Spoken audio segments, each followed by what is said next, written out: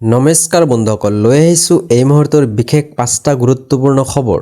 এইবাৰ সংস্কৃত ভাষাক লৈ বিতৰ্ক মন্তব্য কৰিলে কংগ্ৰেছৰ সংসদৰ ভিতৰত। ইংৰাজী ভাষাৰ দৰে সংস্কৃত ভাষাটো ভাৰতৰ বাহিৰৰ পৰা অহাহে ভাষা বুলি কোৱা হৈছে। মাত্ৰ হিন্দী আৰু উৰ্দুহে হৈছে ভাৰতীয় লোকৰ মুখৰ মাত। এইটো দাবী কৰিছে বিহাৰৰ কিষাণগঞ্জ কংগ্ৰেছৰ সাংসদ ডক্টৰ মহম্মদ জাভেদে। উৰ্দু ভাষাৰ শিক্ষক নিযুক্তি নিদিয়াক লৈ বিহাৰত কংগ্ৰেছৰ এটা ডাঙৰ প্ৰতিবাদ। এই প্ৰতিবাদত অংশ লৈয়ে সাংসদ ডক্টৰ মহম্মদ জাভেদৰ এই ডাঙৰ এটা দাবী। কংগ্ৰেছ সাংসদ ডক্টৰ জাভেদৰ মন্তব্যক লৈ দল সংগঠনৰ এটা প্ৰতিক্ৰিয়া। সেই মন্তব্যৰ বাবে সাংসদজনক দেশবাসীৰ ওচৰত ক্ষমা খোজাৰ দাবী কৰিছে ৰাইজে। এইবাৰ সংস্কৃত ভাষাক লৈ বিতৰ্ক মন্তব্য কংগ্ৰেছৰ সংসদত।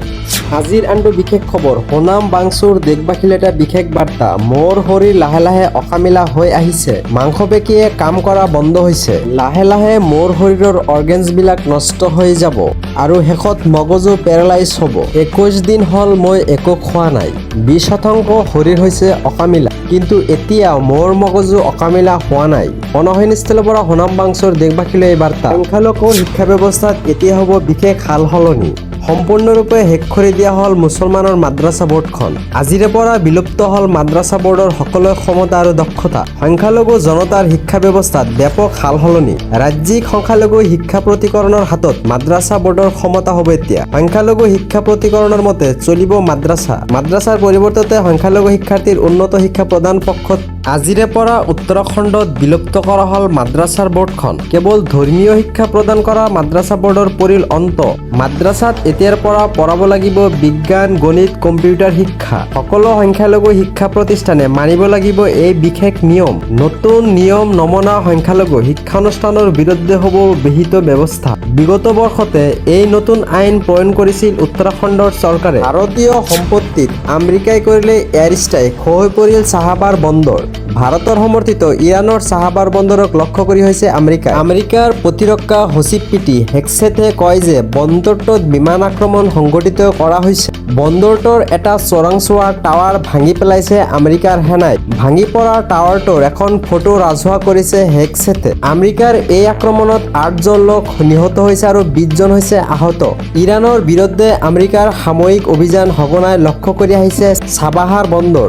যোৱা কেইদিনমানৰ ভিতৰত চাবাহাৰত এয়া তৃতীয়টো আক্ৰমণ। ইৰাণৰ দক্ষিণ উপকূলৰ হিস্তান বেলুচিস্তান অঞ্চলত অৱস্থিত চাবাহাৰ বন্দৰটো কৌশলগতভাৱে ভাৰতৰ বাবে অতি গুৰুত্বপূৰ্ণ এটা বন্দৰ।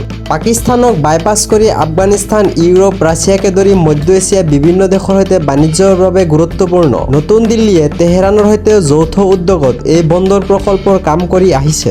যোৱা কেইবছৰমানৰ পৰা ভাৰতে ইৰাণৰ দক্ষিণ উপকূলৰ এই বন্দৰ প্ৰকল্পৰ বাবে বাৰ্ষিক পুঁজি আবণ্টন দি আহিছে। প্ৰতি বছৰে এই প্ৰকল্পৰ বাবে 100 কোটি টকা আবণ্টন দিয়া হৈছে। কিন্তু নৰেন্দ্ৰ মোদী চৰকাৰে যোৱা বাজেটত চাবাহাৰৰ বাবে কোনো ধৰণৰ আবণ্টন ঘোষণা কৰা নাছিল। আৰু এটা বিশেষ খবৰ, অসমৰ ভূমিত চুবুৰীয়া ৰাজ্য মেঘালয়ৰ আগ্ৰাসন। সীমান্তৰ পৰা 9-10 কিলোমিটাৰ ভিতৰলৈ সোমাই আহিছে মেঘালয়ৰ আগ্ৰাসন। লাম্পিৰ 29খন গাঁৱত মেঘালয়ৰ আগ্ৰাসনক বাধা দিলে অপাৰক অসমৰ চৰকাৰ। কাৰোবাৰৰ বাবে সোণৰ কণী পৰা হাঁহত পৰিণত মনোৰম লাম্পি। নৈ নিজৰাৰ পানী সেৱন কৰি জীৱন নিৰ্বাহ লাম্পিৰ লোকসকলৰ। বিশুদ্ধ খোৱা পানীৰ যোগানৰ নামত লুণ্ঠন। মনোজ অধিকাৰী নামৰ ঠিকাদাৰৰ বিৰুদ্ধে গুৰুতৰ অভিযোগ। বিশুদ্ধ খোৱা পানী টুপিও কাঢ়ি লোৱা হৈছে লাম্পিবাসীৰ মুখৰ পৰা। বিশুদ্ধ খোৱা পানীৰ যোগান আঁচনি ৰূপায়ণৰ নামত 3বাৰকৈ ধন ব্যয় কৰা হৈছে।